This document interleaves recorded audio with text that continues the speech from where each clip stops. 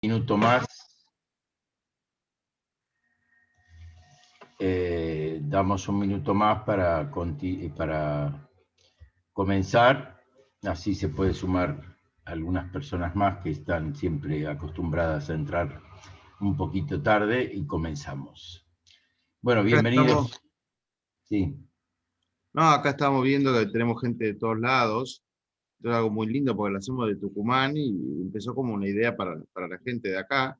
Entonces se suma gente de todos lados, hay gente de Buenos Aires, mucha gente de Buenos Aires principalmente. Rubén de Mar del Plata, por lo que veía. Norberto, ¿usted dónde es? Yo soy de Villa del Parque. Villa del Parque. También hay por los códigos por el número de teléfono que mandaron, vi que hay gente de otros países también, de Paraguay. Así que esto Hola, Ari. Hola, Hola. Raf. Yo soy de Paraguay. Hola, bienvenida. De Paraguay. Esto es de Tucumán hacia el mundo, mirá. Gracias. Si esto no se acerca a la época de Mashiach, podemos dar una clase para todo Latinoamérica. Ah, mirá, ahí está Daniel Flores de Cartagena, Colombia. ¿Qué te parece? Mirá vos. Wow. Así que bueno, muy contento de poder empezar este espacio. Dar la bienvenida a todos y espero que lo disfruten. Gracias. Bueno, vamos a dar comienzo a la clase. Bueno, como puso antes el rabino Ari, varias preguntas sobre la idea del Mashiach. Y en esta clase vamos a tratar de concentrarnos principalmente en la época diaspórica, o sea, la previa a la era mesiánica, que es desde el comienzo de la creación hasta los últimos días, que estamos muy cercanos a la idea del Mashiach, y todos los síntomas que vemos en el mundo nos muestran eso: la oscuridad, la complicación, toda esta pandemia y tantas situaciones extrañas donde vemos que la intensidad de la oscuridad del Mashiach es un hecho. Y la primera pregunta que uno podría hacerse: ¿por qué el Mashiach? ¿Por qué tiene que haber un Mashiach? ¿De dónde sabemos que tiene que existir un Mashiach? ¿Y cuándo el Mashiach vendrá eventualmente? ¿De dónde se origina esta situación? El primer punto que podemos empezar a analizar es lo que dice en la Cábala y en el Hasidismo, que Dios, antes de la creación del mundo, existía Él y su nombre solo. Así dice el Zohar, el libro de la Cábala, y que Dios tuvo un deseo de tener una morada en este mundo inferior, o sea, hacer una morada en este mundo aquí abajo. Y como el Rebbe aclara que morada, ¿por qué usa este término morada? Porque uno en la morada de él, en la casa de él, él se manifiesta tal cual es, sin ninguna reserva, y él, digamos, revela su personalidad, su forma, tal cual es. En cambio, cuando él está fuera de su casa, cuando está en la calle, él tiene que conducirse de acuerdo a las normas, y uno no actúa con la misma libertad y la misma autenticidad que cuando está en su casa. Así también Dios quiere revelar su esencia y hacer en este mundo inferior, material, mundano, con sus imperfecciones y demás, poder revelarse tal cual es. Y por eso, para poder permitir esta situación, explica la Cábala, que Dios tuvo que ocultarse para permitir y esconder, digamos, de alguna manera, su poder infinito para poder crear un mundo finito. ¿Sí? Eso fue la gran contracción primaria que habla la Cábala, el famoso cabalista Arizal, que él trae específicamente, Rabbi Yitzhak de Luria, que vivió hace 700 años en la ciudad de Safed, donde Dios tuvo que ocultar su poder infinito para dar lugar al poder finito y a creaciones finitas, no solamente materiales acá físicas, sino también creaciones espirituales, ángeles, hay tiempo, espacio, solamente que hay una diferencia entre tiempo y espacio de la dimensión espiritual a tiempo y espacio en la dimensión física y material. Bueno, no es el tema puntual ahora, pero esa es un poco, en tiempo y espacio, en lo espiritual es arriba, más elevado, más espiritual, y abajo, menos espiritual, y en lo físico es tiempo y espacio, es ahora y lugar, ¿sí? Que son los tres elementos que tiene toda existencia física, que tiene que tener un cuerpo, que ese es el espacio, un tiempo de existencia, y un espíritu, una energía viviente, un alma, depende cada nivel de creación, va a tener una manifestación más intensa para esa revelación. Por eso, esto por un lado, ¿y por qué tuvo Dios este deseo de crear aquí abajo? En realidad el hasidismo dice que sobre un deseo no hay preguntas, el deseo es un deseo intenso, interno, profundo, que está en los poderes más intrínsecos internos del ser existente, como dicen el ser humano, que está sobre inclusive el intelecto y sus emociones. Y por eso no hay una pregunta, como es una frase en yiddish, Afatai benishtokan kashe, que decía el fundador Rabbi Shimon Zalman de Liadi, el fundador de Chabad. Entonces permitía la creación de un mundo donde ahí Dios tuvo que ocultar la presencia de él manifiesta en su máxima expresión para permitir la creación del mundo, que el mundo es el que lleva todo el desencadenamiento de los mundos, tanto espirituales como físicos, pero el principal objetivo es el mundo físico, que lleva a la evolución del mundo y las etapas diferentes hasta llegar al momento propicio que Dios disponga, que va a ser el momento de la revelación del Mashiach, que junto a ella va a venir la revelación divina esencial. Por eso dice en las frases del Tanaj, en las Sagradas Escrituras, Kulam iruoti, todos me verán a mí, Veló y Hanaf ot moreja, y no se va a ocultar más tu maestro, tu Dios, como que Dios se va a revelar en su esencia máxima, y nosotros, va a estar entre nosotros, y a pesar de eso vamos a poder percibir divinidad, percibir Dios, algo que hasta el presente es imposible al género humano y al género físico, porque es la conjunción de lo infinito con lo finito, y el ser finito no tiene capacidad de ni siquiera percibir qué es la idea del infinito. Siempre a mí en la escuela, siempre digo que me enseñaron que es el infinito, es una línea, una sucesión de puntos, eso es lo más finito en la definición del infinito. Punto y línea son cuestiones finitas.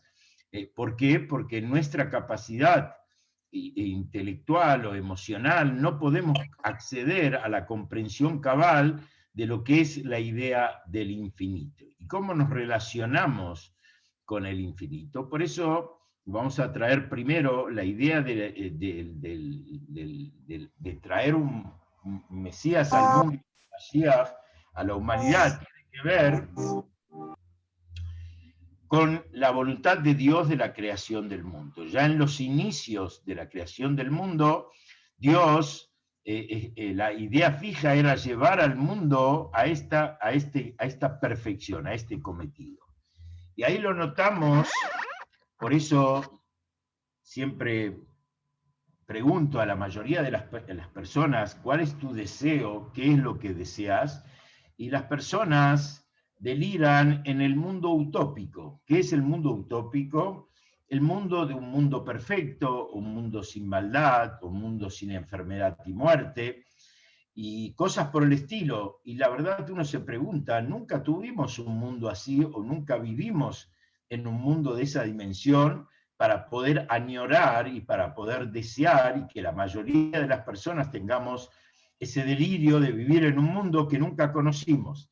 La respuesta es que en realidad sí conocimos ese mundo y sí estuvimos en ese mundo y por eso lo añoramos tanto, y cuando preguntamos íntimamente al ser qué es lo que deseas de este mundo, hablamos de un mundo sin guerra, sin hambre, de igualdad absoluta, que no haya enfermedades, que no haya muerte, tan necesario en los tiempos que vivimos. Y eso fue en el Edén, cuando Dios creó la creación del mundo. Al principio de la creación del mundo, lo primero que crea Dios en el primer día, dice que creó la luz, ¿sí? Creó Dios la luz, y la pregunta es, ¿para quién creó la luz? ¿Sí? Si no había nadie todavía creado en este mundo. Entonces, dice,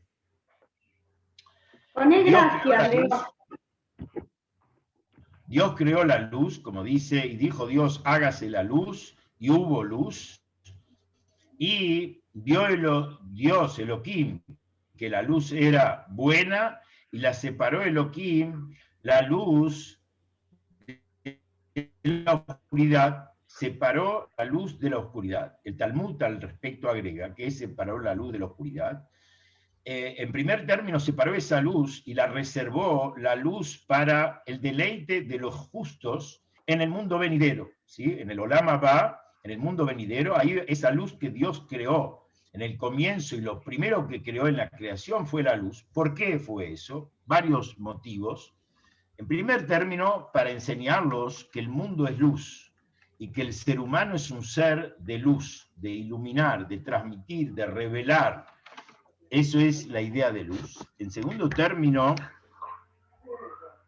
Dios nos está dando la consigna principal de la creación del mundo. Es llevar al mundo a la luz máxima, a la luz perfecta, y por eso, antes del pecado de Adán vivía en el Gan Eden, en lo cual estaba asignado en él un mundo perfecto, sin maldad, sin mal alguno, a pesar que, dice la Cábala, que existía el mal en el mundo, pero estaba separado totalmente del bien, y había un cometido porque Dios lo creaba, como vamos a ver enseguida, y Adán vivía en un paraíso total, y todos los seres humanos provenimos de Adán. Adán incluía en su Neshama, en su alma, a toda la existencia humana hasta el fin de los tiempos, y por eso nuestra alma, incluida en el alma de Adán, estuvo presente en el Gan Eden, en el paraíso original, y conocimos ese mundo, el mundo sin muerte, sin enfermedad, sin envidia, perfección absoluta. Y por eso, cuando anhelamos íntimamente ese mundo, sale nuestra esencia, nuestra alma, y dice, quiero ese mundo, eso es lo que yo aspiro, porque esa es la meta de toda la creación y de toda la existencia, e íntimamente lo sentimos y lo deseamos y lo añoramos. A partir que Adán viola el mandato divino y come del árbol, el árbol que Dios le había prohibido comer, que no comas de él, ¿qué ocurrió en el mundo? Se mezcló el bien y el mal. En todas las cosas existentes en el mundo hay mal, y en todas las cosas malas absolutas hay bien. El bien y el mal se juntaron en forma increíble, y a partir de ahí Dios dijo, vamos a sacar a Adán del Gan Eden, que vaya al mundo, no vaya a ser que él tome del árbol de la vida y viva para siempre.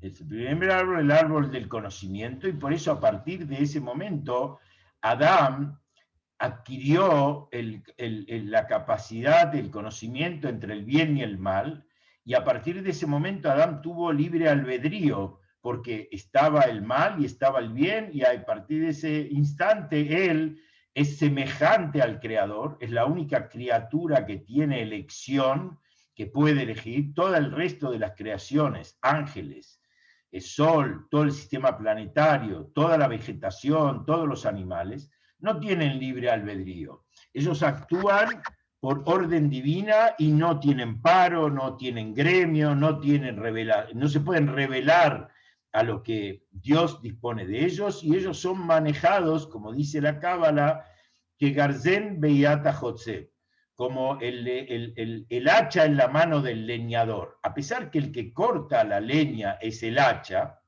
pero ella no tiene decisión propia. El que decide cortar la madera es el leñador. Ella está subyugada y sometida a la voluntad del leñador. Así toda la creación, en todas las dimensiones, tanto espirituales y tanto físicas, son instrumentos en la mano del Creador para llevar a cabo la finalidad del mundo y el objetivo.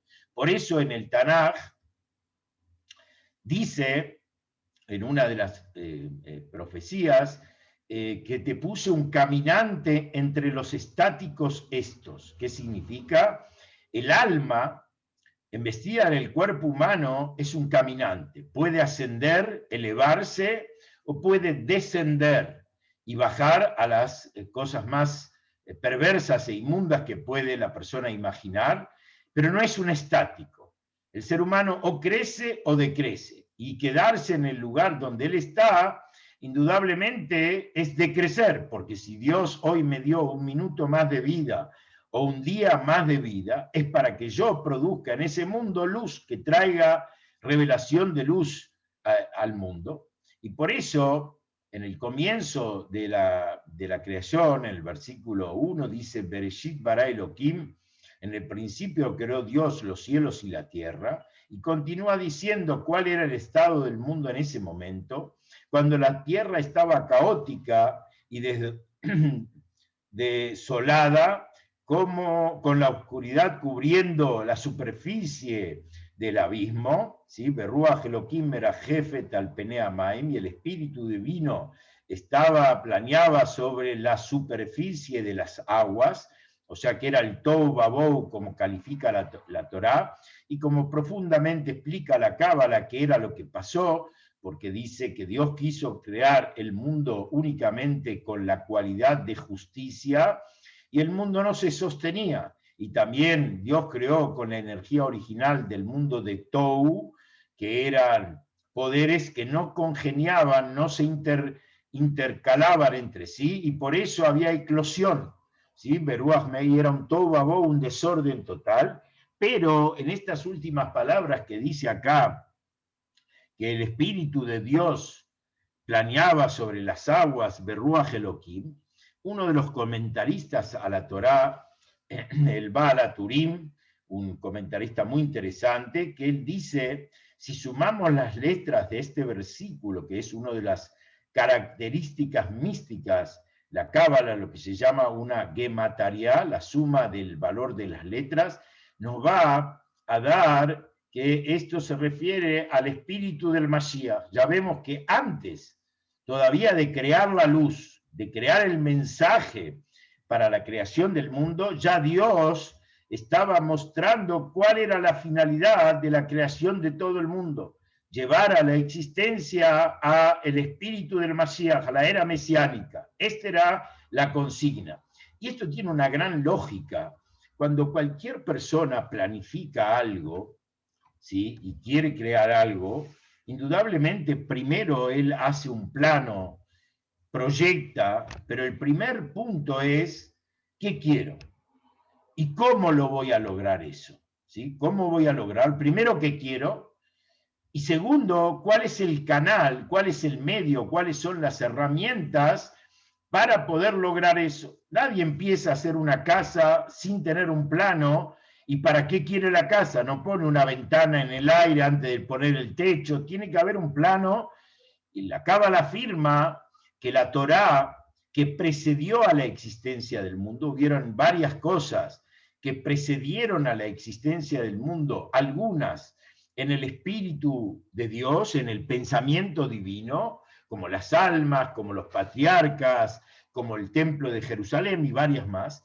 Y hubieron dos que no solamente en pensamiento estuvieron, sino que fueron concretas. Una de ellas es la Torá, la Biblia, que es el pensamiento y voluntad de Dios, como explica la Cábala. La Torá es infinita e eterna, y por ello en ella está el plano de la existencia del mundo. Ahí Dios plasmó qué es lo que quiere y cómo vamos a llegar a la creación del mundo que nos lleve a la era mesiánica, que nos lleve a la idea del Mashiach.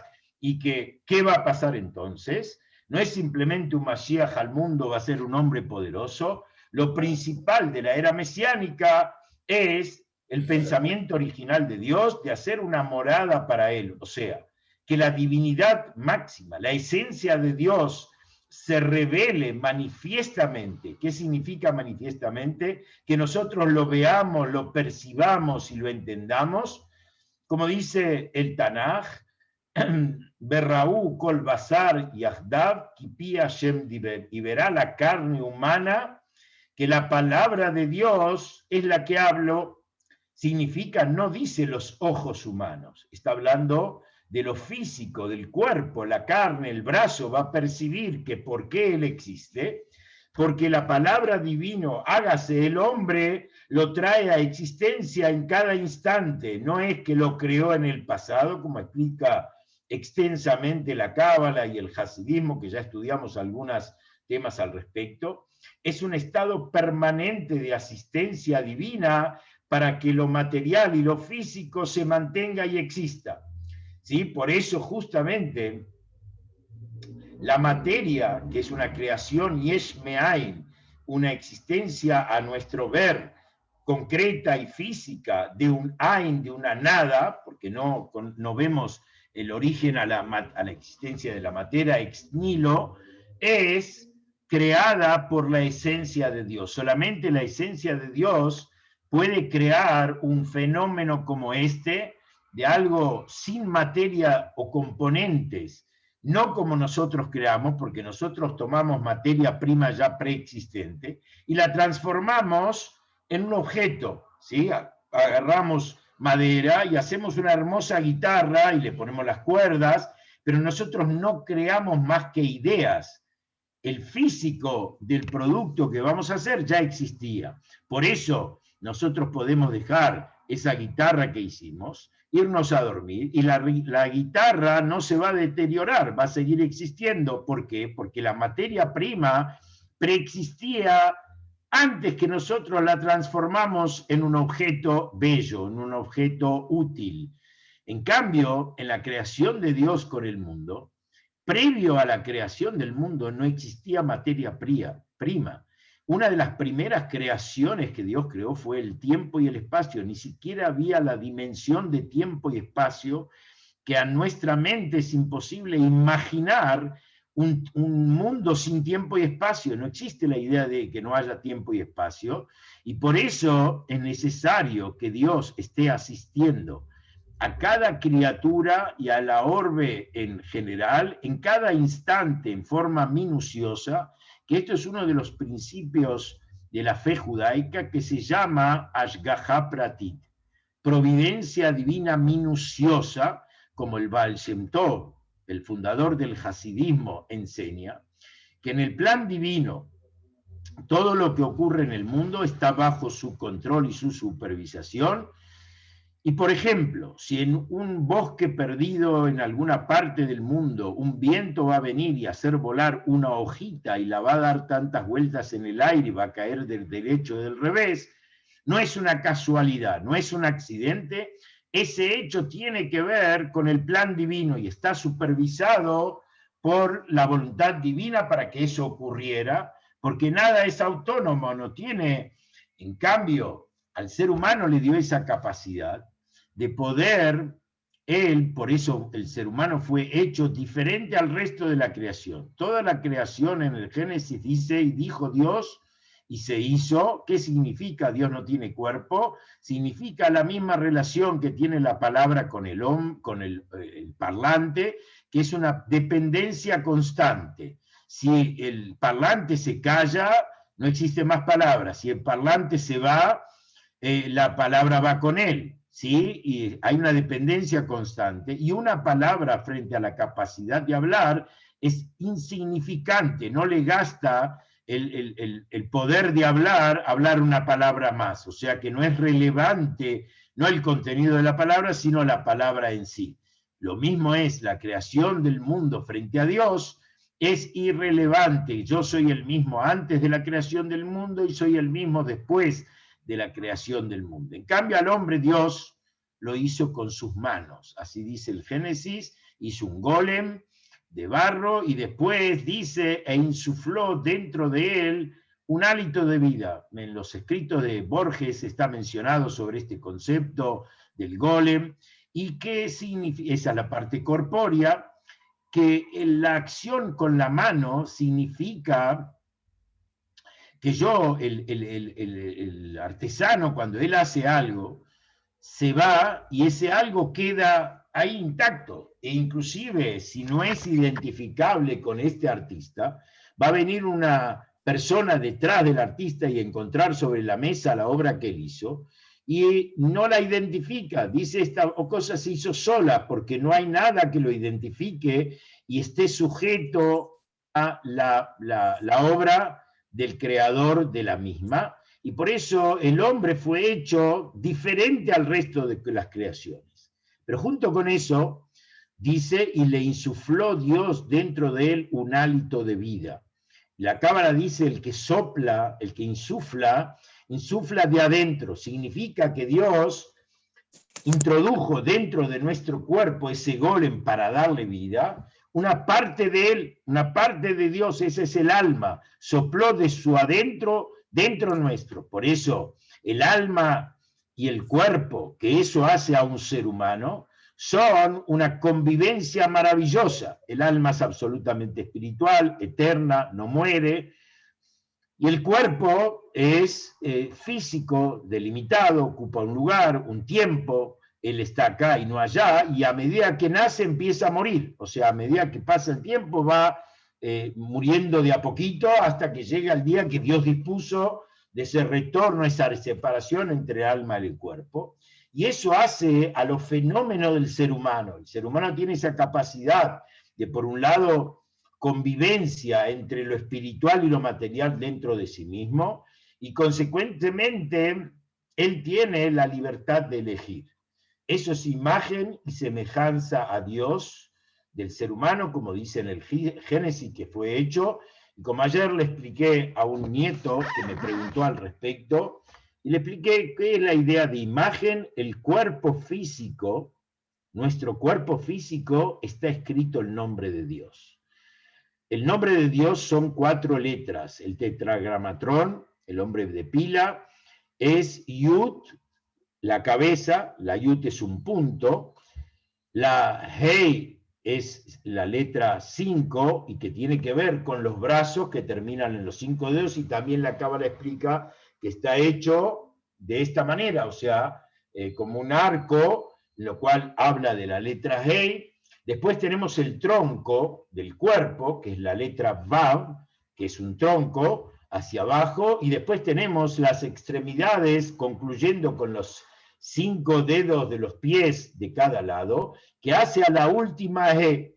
La última E es la que está acá abajo en el mundo, ¿sí? Y con la E Dios creó el mundo, por eso los pies tienen que estar en la tierra, apoyados en lo físico y en lo material. Esa es la imagen de Dios en el ser humano, que tiene su cuerpo la estampa del nombre de Dios sobre él, y que es la semejanza.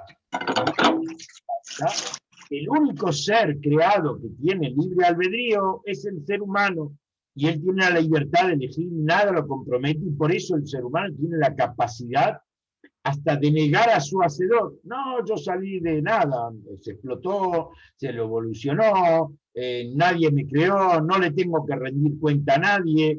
¿Por qué? Porque si él tendría una presión de dependencia y de manifestación de Dios que lo haga sentir que él le debe a Dios obligatoriamente, perdería el libre albedrío, porque esa cosa lo obligaría a él a elegir a Dios, a elegir a la existencia divina. Libre albedrío significa que ninguna de las dos cosas tienen supremacía para inclinar la balanza, y yo con mi capacidad intelectual, mi capacidad emocional y mi sentido común me llevan a tomar la decisión de elegir el camino correcto. Quiero aclarar esto, de que la idea de que Dios nos premió o nos privilegió con el libre albedrío no es para que nosotros elijamos el mal. Como yo tengo la capacidad de elegir, bueno, yo elijo el mal, asumiré las consecuencias. No, Dios en la Torá nos dice, aquí te doy el bien y el mal, la vida y la muerte, y termina diciendo, elegirás en la vida. Dios nos indica que esta capacidad de elegir es para que nosotros elijamos la vida, elijamos el bien, y por consiguiente seamos premiados, porque teníamos la posibilidad de elegir lo contrario al bien, y decidimos elegir el bien, y por eso tenemos recompensa. La recompensa y el rendir cuenta ante Dios es uno de los 13 principios enumerados por Maimónides, Anima Amin, que hay Shar Beones, que la persona va a ser premiado por lo bueno y va a tener que rendir cuenta por lo no tan bueno. Entonces, ahí nos damos cuenta por qué Dios tuvo que ponerlo de manera tal que el hombre tenga la capacidad hasta negar su existencia. El hombre puede decir Dios no existe. Y hay muchos que piensan de esa manera. Obviamente que le falta una profundización en el concepto divino, porque yo siempre le digo, en el Dios que vos no crees, y el Dios que te inventaste, yo tampoco creo. Porque hay una distorsión de lo que realmente es Dios. Si la persona entendería profundamente que eso es lo que nos da la cábala, la mística judía, los secretos, lo esotérico, de entender un poquitito, no entendemos su cabal dimensión, entender un poco de lo que significa, de qué se trata Dios y cómo se relaciona Él con nosotros.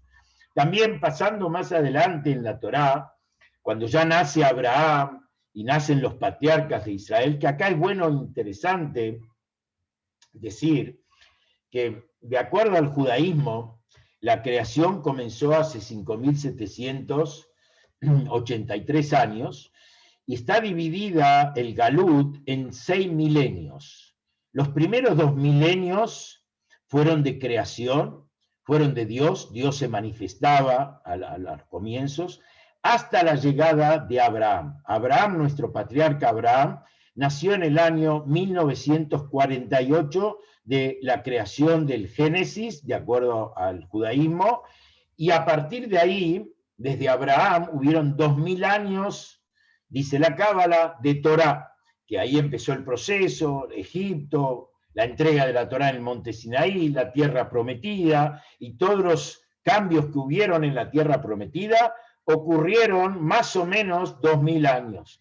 Y hace 2000 años, o sea, este año se cumplieron 1930 y tantos años de la destrucción del segundo templo y de la diáspora judía. Fuimos dispersos en el mundo, en diferentes lugares, y cada vez la dispersión se fue acentuando, como vamos a hablar más adelante. Vienen los 2000 años de Galut, que estamos ya en el límite de los mismos, y por eso estamos dispersos en el mundo. Después vamos a ampliar por qué necesitó Dios de esta dispersión y para qué fue necesario el Galut y por qué hay tantos sufrimientos y tanto dolor durante todo este espacio, especialmente con el pueblo judío, pero también en la humanidad, por qué hay tanto sufrimiento y tanto dolor. A partir de ahí, nuestro padre Jacob, que era el padre de todos los judíos porque él fue el padre de las 12 tribus de Israel, antes de despedirse del pueblo judío, en la última porción de la Torá del Génesis, Perashat Vayhi fue donde Jacob cuenta la Torá, que él tenía tantos años, que estaba enfermo, que lo llamó a su hijo Yosef y le hizo prometer que lo va a llevar a enterrar a la tierra prometida, que está sepultado en Hebrón, donde están los patriarcas, y él reunió a todos sus hijos para despedirse. Y dice ahí el pasú, y vivió Jacob en la tierra de Egipto 17 años. Los días de Jacob, los años de su vida, fueron en total 147 años. respecto a esto, preguntan nuestros sabios, ¿por qué esta perashá es una de las pocas perashiot en la Torá que está tapada? ¿Qué significa tapada? No hay un intervalo, un espacio en blanco entre la finalización de la anterior y la próxima. Todas las perashiot en la Torá tenemos perashiot stumot y perashiot ptujot. ¿Qué significa esto? Si alguna vez vieron un pergamino de la Torá, un Sefer Torá, hay lugares donde la Torá termina un renglón, deja en blanco un espacio y comienza en el renglón siguiente. Esto se llama una perashá abierta, porque termina y empieza en otro renglón. Hay perashás tumá, que significa que en el mismo renglón deja un espacio en blanco, como continuado, ¿sí? Punto y coma, pero hay un espacio en blanco, y antes de finalizar el renglón comienza la próxima sección, el próximo. Esto se llama una perashás tumá. En este caso, nada, no hay ni un punto y una coma, sigue de largo, terminando lo que habló anteriormente, y comienza Vayhi Jacob y vivió Jacob. Trae al respecto diferentes explicaciones que Rashi lo comenta al respecto, y una de ellas es que él quiso revelarle a los hijos de Israel cuándo iba a ser el final de los tiempos, ¿sí? Cuándo iba a llegar el Mashiach, y Hashem no le permitió, y se cegaron los ojos de Jacob, no pudo revelar eso porque Hashem no le permitió que él revele a sus hijos cuándo iba a ser la redención, y empezó hablándoles y bendiciendo a cada uno de acuerdo a su característica, como cuenta la perashá al respecto. Ya vemos que Jacob en aquel entonces ya tenía claro cuál era la finalidad del mundo y dónde debía llevar el pueblo judío al respecto.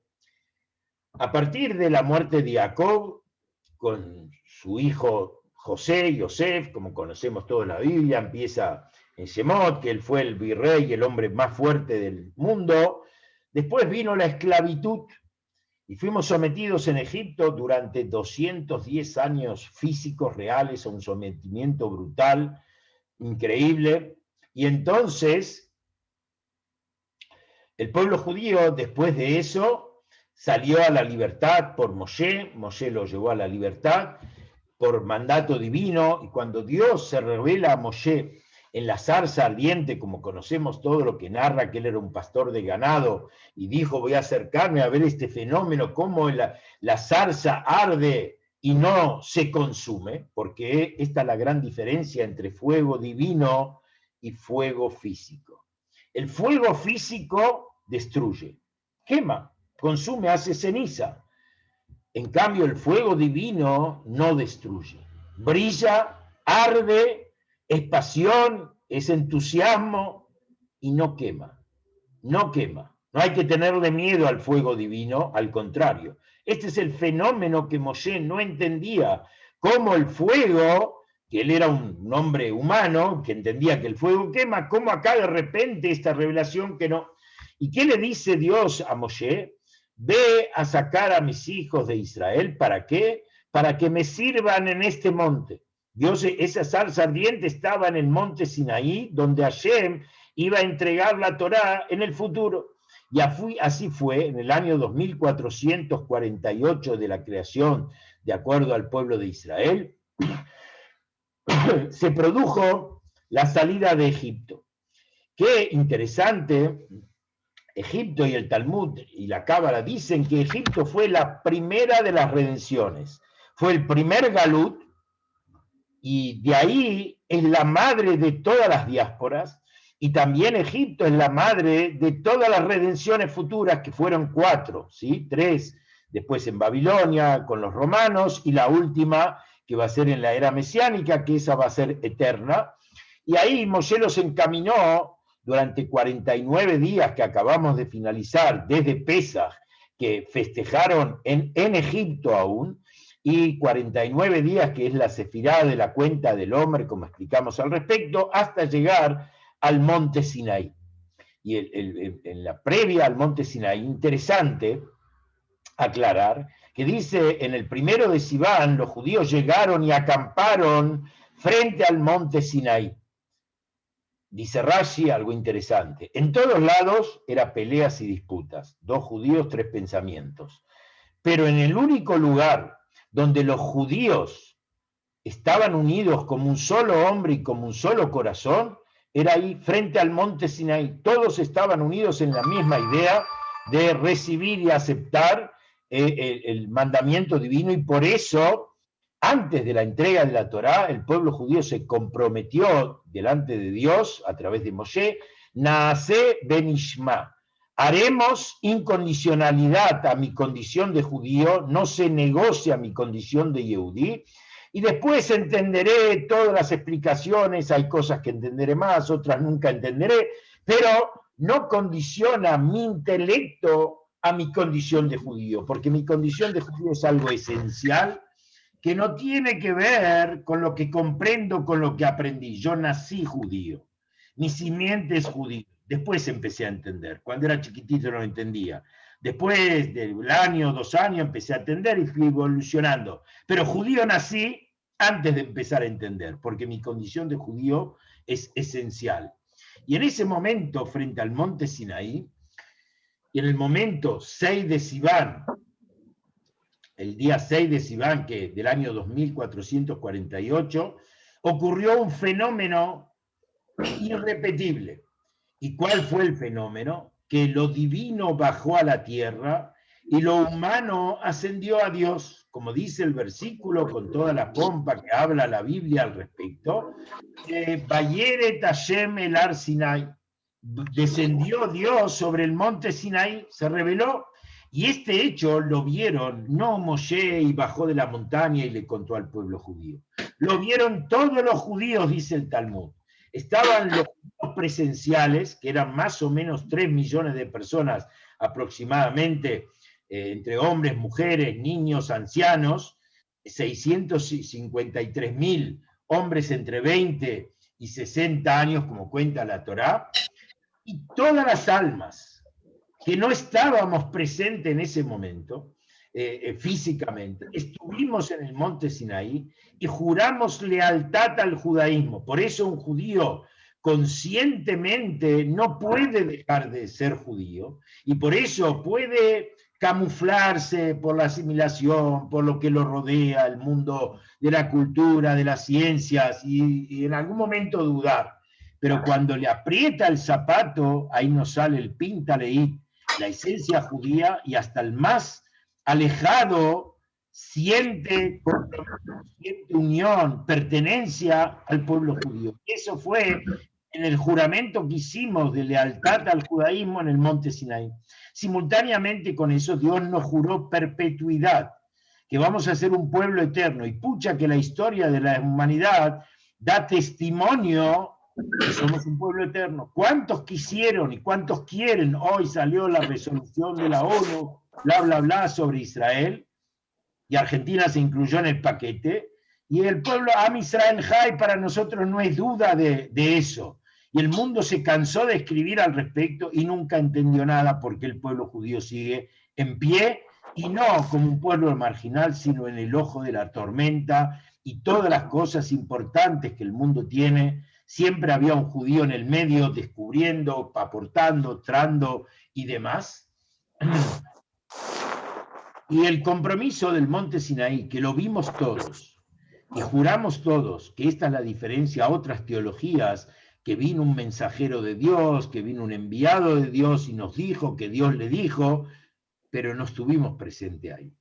No estuvimos ahí siendo parte de eso. Esta es la diferencia de la entrega del monte Sinaí respecto a cualquier otro credo o a cualquier religión, que fuimos testigos oculares, y convencer a 3 millones de personas que vieron algo que no vieron es muy difícil, es muy imposible, diría, porque ellos contarían, vino Moshe y nos dijo que vimos lo que no vimos, si no lo hubiéramos visto en realidad. El hecho que no contamos así es porque lo vimos sinceramente, como todas las historias. A mí en la escuela me enseñaron que Sarmiento era un gran maestro, bla, bla, bla. Pero hay una historia paralela que cuenta otra cosa de Sarmiento. Es decir, que hubiera habido otros testimonios presenciales que hubieran dicho, los judíos estaban insolados en el desierto y soñaron que vieron. O algunos judíos se hubieran revelado y contado una versión distinta, que no era lo que ellos vieron. No hay al respecto de eso. No hay testimonios oculares que transmitieron una versión distinta. Hoy pueden haber pensantes que pueden delirar, desactualizar el documento que nos dio la Torá y empezar a decir cosas que no son, pero no tienen ninguna validez si estoy distorsionando o cambiando el testimonio que Dios nos transmitió en la Torá, que una de las cosas es Torat Emet. La Torá es Emet, es eterna, y para el judaísmo la palabra Emet tiene que ver con Aleph, Mem, Taf, que significa, la Aleph es la primera, la Mem es la del medio y la Taf es la última, tiene que ser con, al respecto, la entrega de la Torá. Continuando en ese momento, ahí Dios nos da a Moshe y al pueblo judío la llave, cómo traemos al Mashiach. En ese momento se produjo un maravilloso encuentro. Lo divino se manifestó en lo mundano, en lo físico, y lo físico se elevó a lo divino, se transformó en divino, como fue Moshe Bayal Hashem el Har Sinai. Y a partir de ahí Hashem nos dio la llave, cómo llevar al mundo a esta finalidad, y a través de eso son los mandamientos divinos, que los mandamientos divinos son la voluntad y el deseo y el entendimiento de la Torá, de Dios, y en la práctica el cumplimiento de mitzvot son objetos materiales. Ponerme un tefilim es agarrar un pedazo de cuero animal y hacerlo un tefilim, y cumplir el mandamiento de Dios. Comer matzá en Pesaj es agarrar harina y agua, hacer una matzá y comerla, y así todos los preceptos. Dar caridad al pobre significa agarrar dinero que me costó ganarlo y asignarlo a alguien. No hay mitzvot abstractas, todas tienen que ver con un hecho físico, porque a través de una mitzvah, que la mitzvah es orden, ¿sí? Que en la Torá tenemos 613 preceptos a cumplir, más los 7 preceptos rabínicos que en Maimónides explícita, tenemos en total 620, que es el mismo equivalente a la palabra Keter, como explicamos en una charla. Keter es corona. La corona se ajusta arriba del cráneo, arriba del entendimiento, arriba del cerebro. Por eso el rey, la corona que lo hace distintivo del rey, tiene que ver con algo que trasciende la lógica y la comprensión eventualmente, y por eso la mitzvah, las mitzvot son ellas, y también el Talmud dice que la palabra mitzvah viene de tzavtá bejibur, el origen etimológico es tzavtá, que es unión, que significa esto, que una mitzvah que hacemos nos une con el Creador, y traemos a través de esa acción de la mitzvah divinidad al mundo, impregnamos esa materia que usamos y toda la cadena para que esa materia existiera, todas las fábricas que participaron, para que yo pueda agarrar un café y decir la verajá, bendito eres tu Dios, y tomar el café y cumplir esa mitzvah. Todos los que permitieron que ese café sea posible en mi casa hacerlo, se elevan a lo divino, están trayendo divinidad en ellos, y Dios baja a lo mundano, solo que esto queda todavía en estado oculto, porque si yo vería el efecto inmediato de la consecuencia de la mitzvah, indudablemente perdería el libre albedrío, porque si yo veo que es positivo inmediatamente, ¿quién va a ser el necio que no lo va a elegir? Por eso todo se va acumulando en lo físico, en lo mundano, pero en forma oculta, y a través del cúmulo de mitzvot a lo largo de los años y a lo largo de toda la existencia del pueblo judío, desde el monte Sinaí hasta el presente, todos vamos sumando y construyendo esa divinidad para preparar al mundo para la era mesiánica, para que cuando el mundo esté listo para recibir la revelación divina, porque acumulamos tanta divinidad a través de acciones de preceptos. Y voy a decirles un secreto interesante. Más de uno estará pensando, yo no hice mitzvot, no tengo muchas mitzvot. ¿Y cómo será mi situación? El Talmud afirma inclusive los pecadores de Israel están llenos de buenas acciones, de mitzvot, como los granos de la granada. Así como la granada tiene un montón, también inclusive los que nos consideramos pecadores y nos consideramos out. Yo no soy religioso, yo tampoco soy religioso. Yo soy una persona que quiero estar unida al Creador y seguir su camino, y no tiene nada que ver con religión. El judaísmo no es una religión, es un modo de vida para todos los judíos por igual. Por eso no hay distinción entre laicos y sacerdotes, que estos se casan, que estos no se casan. Todos nos casamos y todos veremos, y más aún. Afirmamos ahora en Shavuot, Israel Arevim Zelazé. Un judío es garante por el otro. ¿Y qué puede ser un judío que no cumple nada, garante por un gran rabino? La Torá no distingue quién es garante sobre quién. Para poder ser garante sobre otra persona tengo que tener fondos, tengo que tener en cuenta en mi haber que puedo garantizar. Esta es la mayor respuesta. Todo judío es garante por el otro judío, y por el gran rabino también es el garante, porque cada uno estamos llenos de cosas buenas, de mitzvot que inconscientemente cumplimos, y por eso dice Dios, prefiero que se queden con mi Torá y me abandonen a mí. Así dice el Talmud, que dice, Dios no existe, pero el judaísmo existe. Yo quiero ser judío, porque a través de eso me estoy uniendo a Dios, aunque no sea consciente de eso. Y eso es lo que venimos a partir de la destrucción del segundo templo, que en el segundo templo y en el primer templo, como explica extensamente, había revelación divina. En el arca de la Torá, donde estaban las tablas de la ley, se veía manifiestamente hechos sobrenaturales, como dice el Pirkei Avot, 10 milagros habían sobrenaturales en el Beit HaMikdash. A partir de eso se destruyó y fuimos dispersos.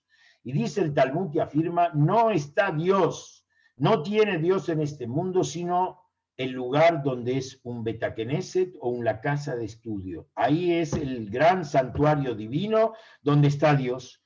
Y ahí comienza el exilio judío.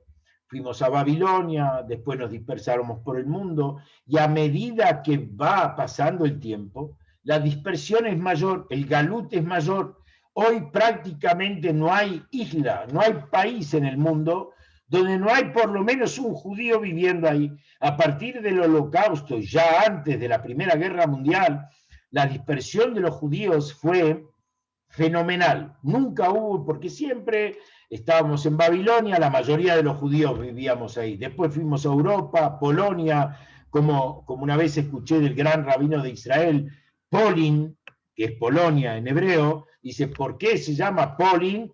Polin, aquí vamos a vivir, porque en Polonia hubieron judíos más de 1000 años, y los judíos creían que eso era para siempre. Y después vino otro movimiento sísmico que Hashem mandó, y nos dispersó a América, a Sudamérica, a Australia, a los confines del mundo. ¿Por qué todo esto? A pesar que en las plegarias decimos por nuestros pecados fuimos esparcidos por el mundo, mipneja taenu galinu mearceno, fuimos desterrados de nuestra tierra, y el Talmud afirma 2 motivos por qué se destruyó el primer templo: porque no se bendijo la Torá previamente, porque no creían en un dador de la Torá y tomaban la Torá como un libro de cultura, de conocimiento, de modalidades, pero no un libro divino. Eso es, no bendijeron la Torá. Y el segundo templo fue destruido por Sinat Hinam, odio gratuito entre los judíos. Y eso fue lo que nos llevó a la diáspora, a la dispersión del pueblo judío. Y si a hoy, como el Rebbe muchas veces decía, todavía el Mashiach no vino, es porque todavía está vigente y tenemos que trabajar duro sobre este concepto del amor al prójimo incondicional, sin motivo alguno. Es un yehudí, es mi hermano, es parte mía, es mi garante, y yo lo tengo que amar con todo lo que puedo. Eso va a hacer cenar, va a curar el motivo por qué fuimos a la diáspora, y nos va a permitir traer al Mashiach, porque todo el mundo es parte de la morada que Dios quiere. Todos los rincones de la tierra son parte de la morada que Dios quiere. Y por eso un yehudí tiene que ir a ese lugar y vivir en ese lugar y pensar en judaísmo y cumplir una mitzvah para unir ese lugar y la gente que vive en ella con su creador, que no es tierra de nadie. Esto es un Gan Eden. El Dios lo llamó al mundo mi jardín. Y nosotros le decimos fue y será una porquería. ¿Por qué? Porque tenemos visión humana que pensamos que todo está mal. No, pensá bien y va a estar bien, como el Baal Shem Tov nos enseña. Y a través de ello estamos uniendo. Y cada vez la dispersión en el Galut es mayor. Y cada vez la búsqueda, la sed del judío, por más alejado que esté, él no se quiere desconectar. La lucha de todos los dirigentes en cualquier rincón del mundo es mantener el judaísmo. Una keilá, un club, una escuela, lo que fuese, con esto, con aquello, pero el eje central es continuar siendo judíos. Y para nosotros, Am Israel Jai es la médula del pueblo judío. Aparte de ser una hermosa canción, es esencial en nosotros y no podemos existir sin ello, y ningún judío puede existir sin ello. A veces nos olvidamos, nos pasamos desatendidos, pero ya estamos muy cerca de la era mesiánica y de la llegada del Mashiach. El Talmud habla que antes de la llegada del Mashiach, así como lo más hermoso de la vida que es, dar vida a un bebé, dar vida a un ser, una criatura, para que esa criatura crezca. ¿Dónde debe estar durante 9 meses? En un lugar oculto, en oscuridad, dentro de la pancita de la madre. Y no se ve cómo él va creciendo. El fenómeno de la unión del marido y mujer, que en ese momento son como Dios, por eso afirma el Talmud, 3 socios hay en el ser humano, papá, mamá y Dios, porque Dios permite que la naturaleza que Dios le dio al cuerpo de papá y mamá les permita concebir un hijo, pero ese hijo durante 9 meses está en la oscuridad, no se lo ve, y para nacer al mundo tiene sufrimiento, ¿sí? Como dice en el Génesis, con el dolor de tu vientre parirás tus hijos. ¿Por qué dolor? Sí, la cosa más hermosa. ¿Por qué oculto? Porque todo lo bueno tiene que haber esfuerzo. Todo lo bueno viene oculto en papel negro, y para revelarlo, las piedras preciosas están en las entrañas de las tierras, las perlas están en el fondo del mar. ¿Por qué Hashem puso esto? Para que haya mérito, para que haya compromiso, para que haya esfuerzo por parte del ser humano y que él sea socio de Dios en esta misión. Si todo sería fácil y todo sería gratuito, el hombre no puso nada. En cambio, Dios quiere que seriamente que seamos socios de él en traer a Dios a este mundo, en traer al Mashiach al mundo. Entonces, por eso, todos los desafíos, como hacemos en el Seder de Pesaj, una de las cosas del Seder de Pesaj es un huevo duro que se pone, que recuerda el corbán, la ofrenda que se traía para Hagigá. Pero ¿qué tiene que ver un huevo con el corbán que se traía entonces? Nada que ver. El corbán era un animal, un cordero, un esto, y un huevo, ¿qué tiene que ver? Nos dicen nuestros sabios que uno de los motivos es porque el huevo simboliza al judío en el Galut. El huevo es uno de los pocos productos que cuando más lo cocinan, más duro se pone. Todas las comidas las hervimos y las ablandamos, hasta las deshacemos. El huevo, cuando más lo cocinan, más duro se pone. Este es el símbolo del judío en el Galut. Cuando más nos presionan, cuando más nos cocinan, más fuerte estamos y con más ganas de ser judío queremos, como vimos hace pocas semanas. Izquierda, derecha, centro, centro-derecha, empezaron a tocar a Israel y hasta el más alejado dijo, no, esto no. Esto es mi pueblo, esta es mi nación, esto es mío. Todas las ideologías volaron por los aires y me tocaron el corazón, me tocaron mi esencia. Esto es Am Israel. Y esta fuerza Y el Talmud afirma que antes de la llegada del Mashiach va a haber una oscuridad tremenda, como dice la Cábala, previa al amanecer es el momento más oscuro, más denso, hasta que amanece la luz. Y por eso el Talmud habla, Heble Mashiach, los dolores de parto del Mashiach son los sufrimientos que cada uno en persona padece por ser judío, desde un insulto en la calle, desde una escritura en frente a una institución, o desde una humillación que le hacen, hasta el pueblo judío en su conjunto son los dolores de parto de la llegada del Mashiach, que ya estamos muy cerca.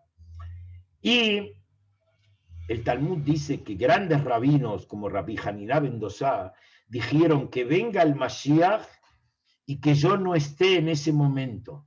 ¿Por qué? Porque va a ser tan difícil la previa a la llegada del Mashiach, tanta confusión va a haber en el mundo, tanto,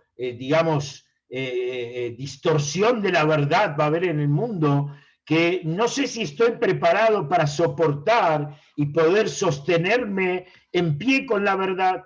Por eso es lo que vemos hoy en el mundo, tanta mentira, tanta confusión, tanta desilusión.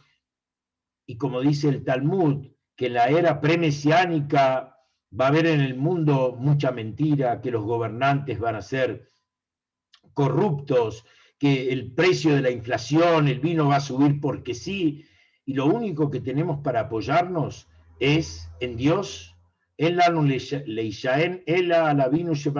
No tenemos en quién apoyarnos sino en nuestro Dios creador. Acá nos pone el rabino Ari, Maimónides como habla de la persona del Mashiach, pero como ya estamos casi en horario, lo mostramos, pero la semana que viene, que vamos a hablar cuál es la misión puntual del Mashiach y cómo vamos a reconocerlo a él, entonces lo vamos a dejar para la próxima semana. Lo que sí quería afirmar, que tanto el Rebbe anterior, en el año 1950, 5710, escribió un Mahamar, Bati Legani, donde habla que nosotros somos la última generación, la generación séptima y la generación que vamos a traer al Mashiach. Cada uno de nosotros somos parte de esa misión, parte de ese objetivo, y el Rebbe nos afirmó, yo lo escuché personalmente del Rebbe, en varias ocasiones, prometiéndonos que nosotros somos la última generación diaspórica y la primer generación de la era mesiánica. Por eso, mantengámonos fuerte, creamos con convicción que la Torá es emet, es verdad inalterable, y el mundo lo ve constantemente eso, y por eso a veces hay tanto antisemitismo y tanta envidia. Y como dijo en una ocasión el Rebbe, que Dios cuando venga el Mashiach va a parar a cada judío y le va a explicar por qué tuvo que padecer y para qué sirvió los sufrimientos por ser judío, el antisemitismo que ejercieron sobre él, las catástrofes y masacres que padeció el pueblo judío. Hoy no entendemos nada, y buscar una explicación a eso es ser gran necio, porque es querer ser Dios, explicarlo a Dios, y Dios no necesita. Tenemos una gran pregunta a Dios, y podemos tener preguntas a Dios, solamente no olvidarnos a quién preguntárselas, que realmente seamos merecedores de ser parte de la era mesiánica, seamos los primeros judíos que recibamos al Mashiach con alegría, que estábamos ya muy prestos. Los talones del Mashiach suenan en nuestros oídos y las situaciones del mundo muestran el despertar de miles y cientos de miles de judíos en su retorno al judaísmo, muestran que los hijos hacen volver a los padres a la vida judía, muestran la promesa del profeta Eliyahu, Beshabu banim et lev avotam, harán retornar los hijos a los padres, algo en contra de la educación. Educación es al revés, los padres educan a los hijos. Estamos viviendo ese fenómeno, sientámonos felices, orgullosos, fuertes y esperanzados, porque el Mashiach está llegando. Amén, que así sea, y que la semana que viene no les tenga que explicar nada más, porque el Mashiach está con nosotros, compartiendo, bailando de alegría, que tenemos al Mashiach junto a nosotros. Amén, muchas gracias, Rab. Por favor, espero que se haya entendido. Esto Muchas fue gracias. sobre la idea Muchas gracias, Raúl, muy previa lindo.